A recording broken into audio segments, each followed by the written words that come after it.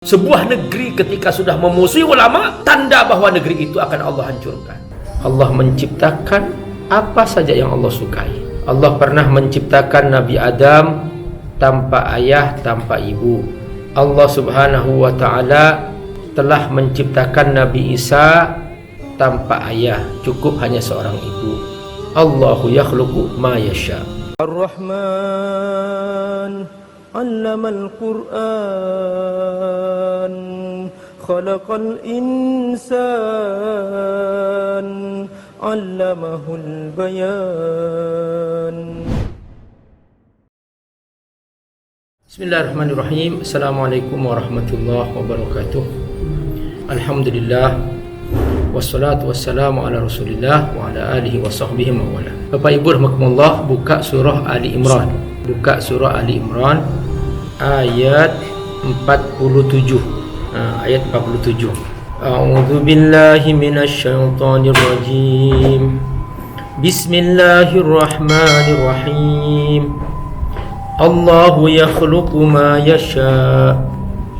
Idza qada amran fa innama yaqulu lahu kun fayakun.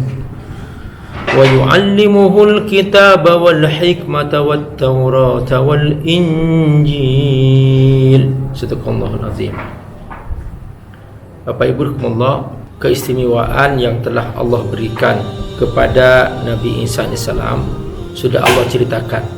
Di antaranya adalah bahwa Nabi Isa lahir tanpa melalui proses disentuhnya seorang wanita bernama Maryam oleh laki-laki, tapi langsung dari Allah subhanahu wa ta'ala, cukup hanya dengan berfirman kun fayakun. Kun jadilah, fayakun maka akan terjadi. Itulah bukti kemahakuasaan Allah subhanahu wa ta'ala. Ya Allah, sesuka Allah. Allahu yakhluqu ma yasha.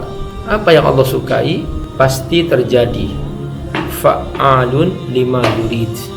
Allah bisa berbuat apa saja yang Allah sukai. Allahu yakhluqu ma yasha. Allah menciptakan apa saja yang Allah sukai. Allah pernah menciptakan Nabi Adam tanpa ayah, tanpa ibu. Allah subhanahu wa ta'ala telah menciptakan Nabi Isa tanpa ayah, cukup hanya seorang ibu. Allahu yakhluqu ma yasha. Allah bisa menciptakan langit, Allah bisa menciptakan bumi, Allah bisa menciptakan manusia. Ini semua ada karena Allah yang menciptakan. Jadi Al-Quran, Bapak Ibu rahimakumullah, dari awal sampai akhir hanya untuk memperkenalkan kemahakuasaan Allah. Tujuannya apa Pak Ustadz? Tujuannya supaya manusia tahu diri bahwa ia ada karena ada yang menciptakan. Setelah tahu diri, apa Pak Ustadz? Setelah tahu diri, dia mengenal aturan Allah dalam hidup. Maka Allah telah menurunkan Al-Quran, Allah telah menurunkan Islam, Allah telah mengutus nabi-nabi. Ini halal, ini haram, ini baik, ini buruk. Terus apa tugas kita Pak Ustadz? Tugas kita ngikuti. Apa kata Allah halal, kerjakan. Apa kata Allah kerjakan, ikuti. Apa kata Allah haram, jauhi. Apakah ada Pak Ustadz sesuatu yang haram itu baik? Tidak ada. Kalau sudah Allah mengharumkan, pasti itu tidak baik. Mengapa zina diharamkan? Karena dari zina banyak pembunuhan-pembunuhan. Karena dari zina banyak lahir anak tidak jelas siapa bapaknya. Itulah zina diharamkan. Zina merusak nasab. Mengapa korupsi diharamkan Pak Ustadz? Kalau korupsi dibolehkan, maka nanti semua orang tidak mau berusaha secara halal dan legal. Maka semua orang akan melakukan kekuatan, menggunakan kekuatannya untuk mencuri harta orang lain, untuk mengambil harta negara. Maka Allah mengharamkan mencuri. Jadi merusak. Jadi kalau apa Allah haramkan, kalau sudah Allah mengharamkannya, maka itu pasti tidak baik. Jadi itu tujuan utamanya. Namun sayang, manusia itu nggak mau ikut Allah gitu. Kan Nabi sudah wafat Pak Ustadz. Nabi sudah ditutup oleh Allah, nggak ada kenabian. Terus siapa yang melanjutkan tugas Nabi? Para sahabat. Setelah sahabat, tabi'in. Setelah tabi'in, setelah tabi'in, para ulama. Makanya jangan musuhi ulama. Jadi ulama itu menyampaikan kebenaran. Pasti yang tidak suka ya setan. Gitu aja. Itulah namanya ulama. Ya kalau soal masalah kasar, keras itu kan hanya gaya saja. Yang jelas simak saja apa yang dia sampaikan. Kalau itu baik dengarkan aja. Soal keras, kasar ya itu hanya gayanya saja, tergantung sifat masing-masing. Ada yang berteriak, ada yang lemah lembut, ada yang senyum-senyum ya, semuanya sama intinya, yaitu menyampaikan apa yang Allah perintahkan, mencegah apa yang Allah larang. Makanya di sini Allah jelaskan pada ayat yang ke-48 apa yang dibawa Nabi Isa AS, apa yang dibawa para nabi sebelumnya, dan ini yang kemudian dilanjutkan oleh nabi-nabi sesudahnya sampai ke Rasulullah Sallallahu Alaihi Wasallam, maka turunlah Al-Quran. Apa kata Allah? Wa yu'allimuhul kitaba wal hikmah. Jadi Allah Subhanahu Wa Taala mengajarkan Alkitab. Kalau Alkitab ini mengandung banyak makna.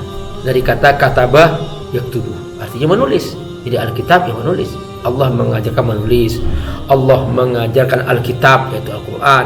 Allah mengajarkan Al-Hikmah yaitu As-Sunnah, Sunnah Nabi. Kenapa? Karena penjelasan Al-Quran ada di sunnah Nabi. Misalnya dalam Al-Quran ada perintah aqimus sholat, tegakkan sholat. Tapi dalam Al-Quran tidak ada cara sholat, nggak ada. Cara ruku, nggak ada. Makanya kita harus belajar dari sunnah Nabi. Cara sholat, cara ruku, cara sujud. Apa kata Nabi? Shollu kama ra'aitumuni usolli. Sholatlah kamu seperti aku sholat. Nah ini makna daripada wa yu'allimuhul kitabul hikmah. Terus apa kitab-kitab selain Al-Quran yang Allah turunkan? At-Taurat diturunkan kepada Nabi Musa AS. Selain itu Al-Injil wal Injil daripada Nabi Isa AS. Isinya apa? Sama, memperkenalkan Allah, bahwa kita semua milik Allah dan kita semua pasti akan kembali kepada Allah. Itu inti semua ajaran Allah dalam kitab-kitab, baik kitab sebelumnya, kitab sebelumnya, semua isinya apa? Mengajarkan, hei manusia, aku yang memiliki semua langit dan bumi dan isinya. Terus kamu semua milik aku. Setelah itu ikuti aku, kata Allah. Ani'buduni, adalah kamu menyembah kepada aku, kamu ikuti aku. Terus gimana caranya ya Allah? Ikuti Rasul. Ya Allah wa ati'ur Rasul. Ikuti Rasul. Gak ada Rasul ya Allah. Para ulama, al-ulama'u warasatul anbiya, para ulama pewaris para nabi. Jadi jangan musuhi ulama. Sebuah negeri ketika sudah memusuhi ulama, tanda bahwa negeri itu akan Allah hancurkan. Jadi sudah. Jadi dia berarti nggak mau Allah. Dia nggak mau mentaati Allah SWT. Nah gitu. Jadi kita kalau nggak mau belajar para ulama, belajar bersama siapa? Ya begitulah kita harus mentaati Allah dan Rasulnya dan para ulama. Makanya kata Allah apa? Ati'u Allah wa ati'u Rasul wa ulil amri minkum. Ulil amri minkum maksudnya apa? Ulama. Jadi ati'u Allah wa ati'u Rasul wa ulil amri minkum. Ulama yang mentaati Allah SWT. Jadi ini semua tujuan daripada diutusnya nabi-nabi, ya, tujuan daripada diutusnya nabi-nabi dan diturunkan Alkitab, diturunkan Al-Islam. Assalamualaikum warahmatullahi wabarakatuh. Sahabatku rahimakumullah, Abi Amir sekarang sedang di proses pembangunan masjid ya, kami di lokasi. Nah ini bagian basement, ini bagian basementnya. Nanti di lantai 2-nya langsung ke pelataran masjidnya. Nah ini membutuhkan, karena ini diperkirakan memuat sampai 4.000 santri, 4.000 jemaah. Jadi insyaallah cukup besar biayanya. Sahabat rahimakumullah, teruskan berinfak, berbagi untuk pembangunan masjid Fat Al-Hakim di pesantren Fat Darut Tafsir, dan mudah-mudahan semua yang Bapak Ibu infakkan, sedekahkan, wakafkan, Allah akan ganti 700 kali lipat seperti yang Allah janjikan. Man bana masjidan faqad bana baitan fil jannah. Siapa yang membangun masjid maka dia telah membangun rumah di surga.